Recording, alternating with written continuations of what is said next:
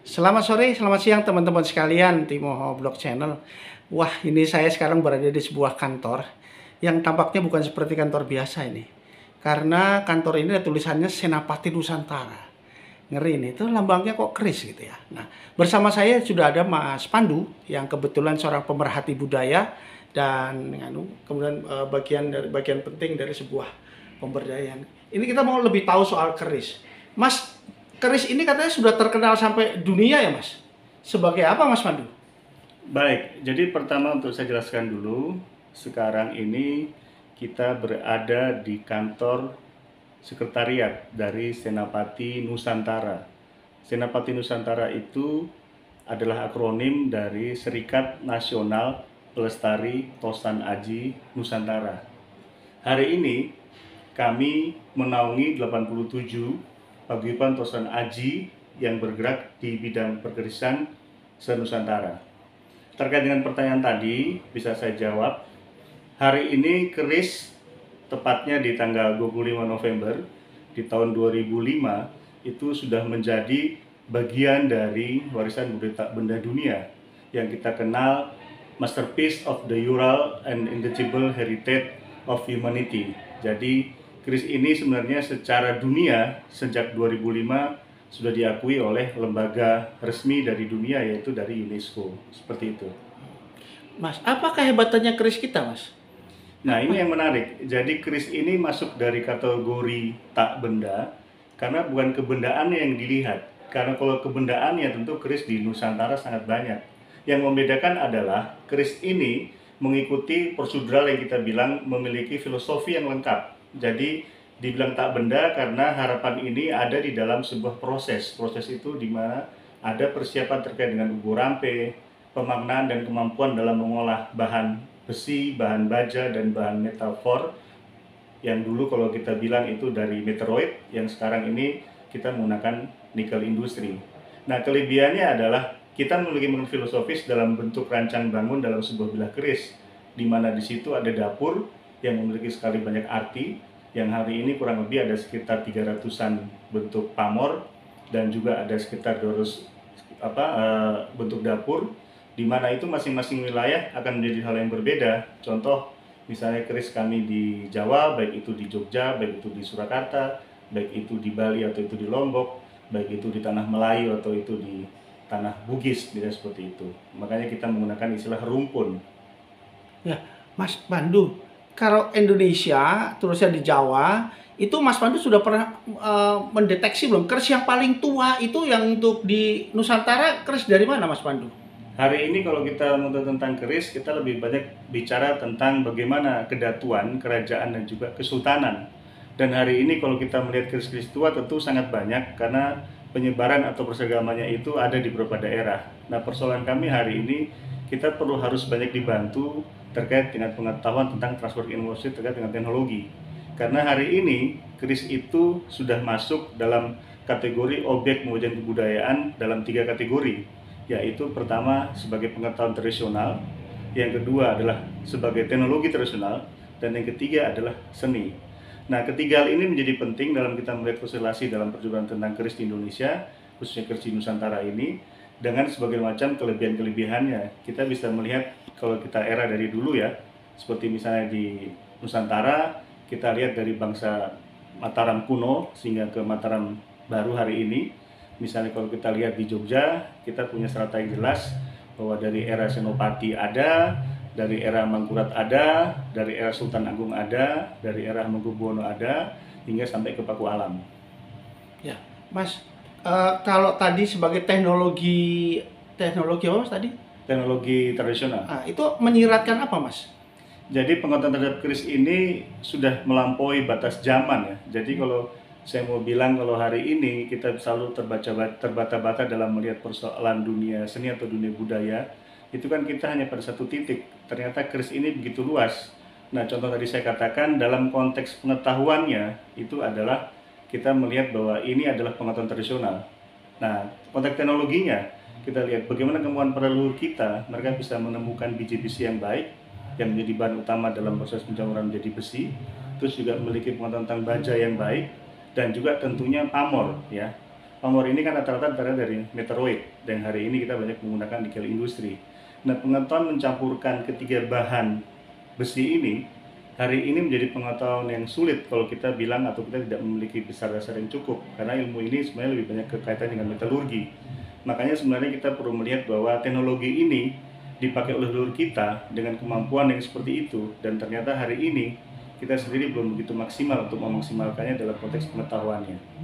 Ah, Mas, kalau bagaimana kita bisa melihat fungsinya antara keris modern dengan keris yang memiliki nilai budaya, atau yang keris modern juga keris yang dibuat pada masa-masa modern ini juga memiliki kelebihan atau nilai-nilai apa, Mas, yang bisa dilihat? Baik, jadi kalau kita melihat perbedaan keris hari ini dan keris yang ada di masa lalu ya, itu sebenarnya sederhana. Kita tentu akan melihat tentang kebutuhan dan fungsinya. Jadi pertama, kalau keris-keris yang lalu, kalau dari segi kejarahan, keris itu memang banyak dipakai dalam konteks upacara, ya, sebagai bagian dari pelengkap upacara. Terus dalam perjalanan kemudian, keris ini menjadi bagian dalam sebuah identitas budaya, contohnya dalam konteks keraton ya, atau mungkin dalam konteks kerajaan atau dalam konteks kesultanan. Keris ini menjadi bagian dari simbol dan identitas dalam sebuah wilayah kekuasaan. Nah, dalam perjalanan kemudian, kita lihat dalam unsur seni yang tadi saya bilang terakhir, kita lebih mengejar dari sisi artistiknya, sehingga ketika di sisi artistik itu, kita banyak menggunakan tambahan yang terkait dengan benda-benda yang dimuliakan. Misalnya, di situ ada emas, di situ ada perak, di situ ada batu mulia. Jadi tentang hal yang dulu dengan yang ada hari ini, itu tentu tidak sama.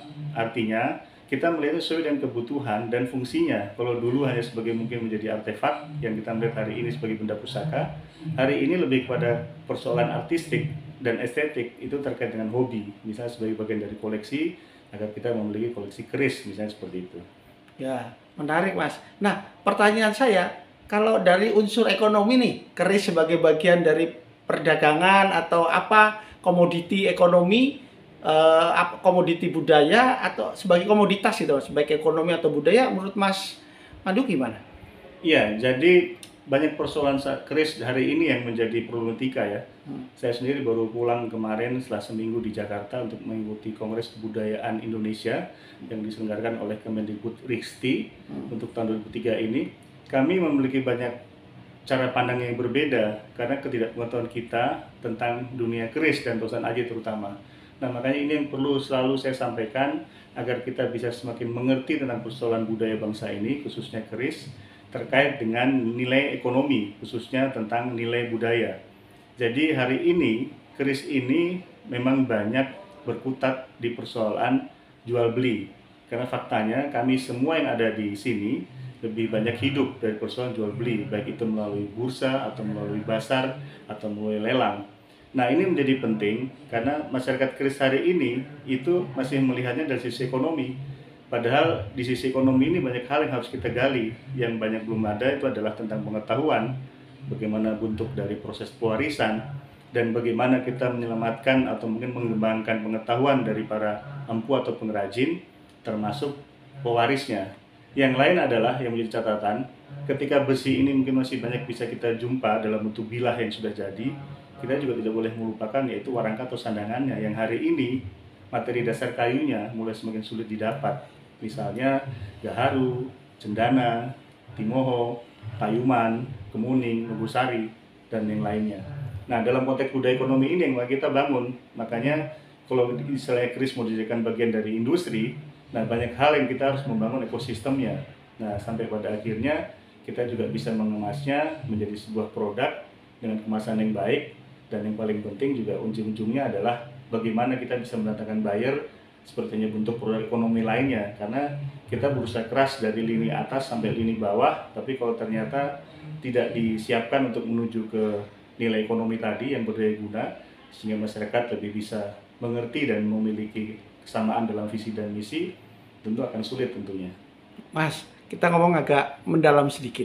Baik. Ketika keris sebagai warisan dan aset budaya tradisional Indonesia, kemudian sekarang keris masuk pada sebagai komoditas ekonomi, itu Mas, kalau apakah kita tidak punya kekhawatiran apabila keris itu nanti akan dikoleksi oleh orang-orang luar negeri? Itu. Kemudian yang kedua, apa upaya pemerintah untuk menyelamatkan aset budaya, aset tradisi, atau apa yang melalui keris ini tadi, Mas Pandu gimana? Iya, jadi ini pertanyaan menarik ya, karena ada dua hal yang mau saya garis bawahi, bahwa kepentingan keris dengan pihak luar, terus yang kedua adalah keris sebagai benda ekonomi. Seperti tadi saya sampaikan, bahwa memang hari ini kolektor-kolektor memang yang berani, dalam tanda petik, untuk berjual beli ya, itu memang banyak dari luar.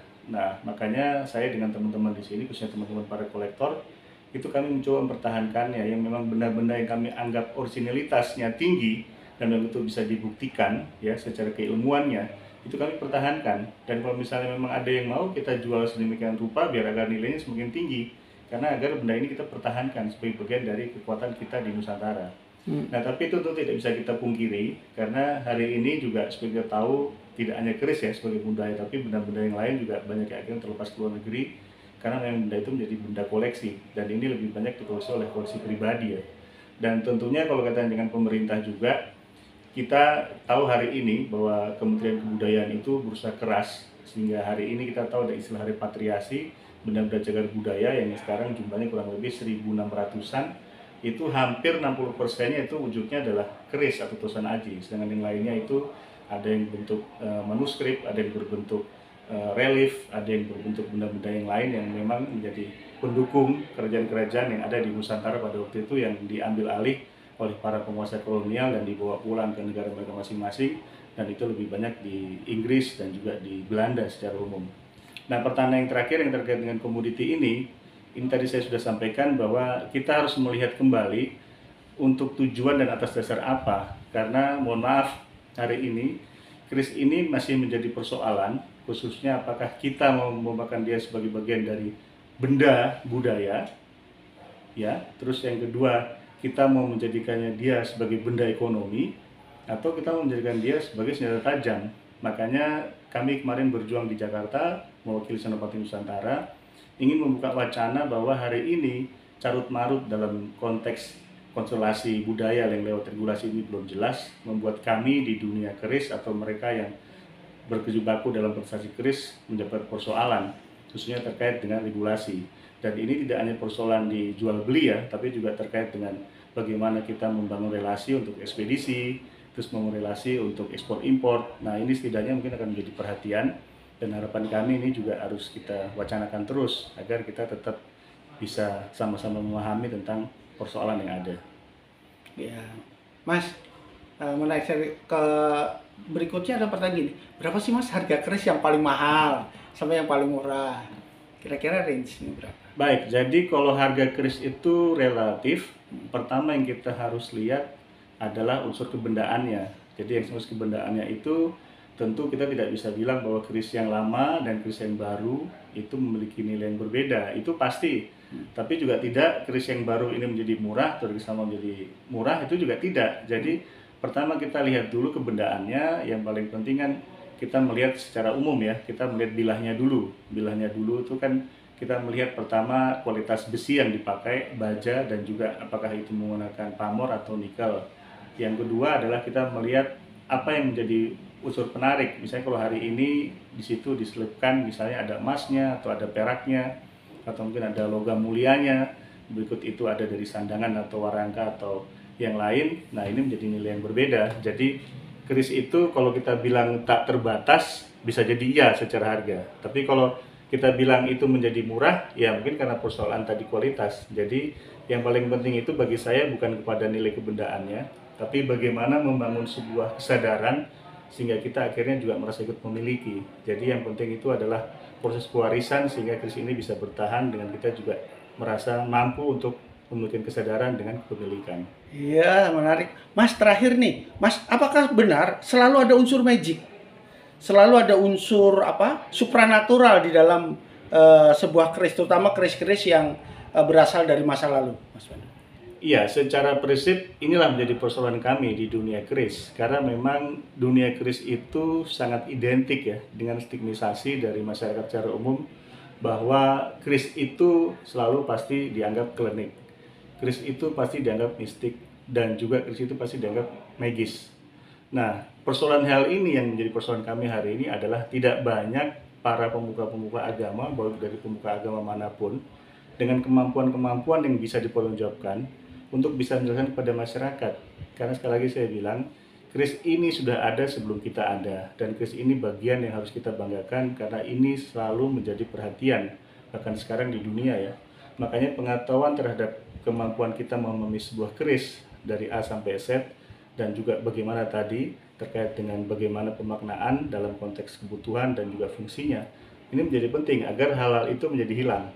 Nah, kalau itu kita katakan lebih spesifik lagi, kita melihat bahwa semua pembuat, baik itu mungkin empu atau pengrajin, tentu memiliki ini yang berbeda-beda. Jadi kalau dia bilang itu betul, itu saya bilang ada. Tapi kan tentu kita melihat kebutuhan dan keinginannya seperti apa. Karena lebih banyak memang lari ke penguatan adalah sebuah doa. Doa itu adalah harapan. Jadi siapa yang membuat keris, tentu doa dan harapannya berbeda-beda.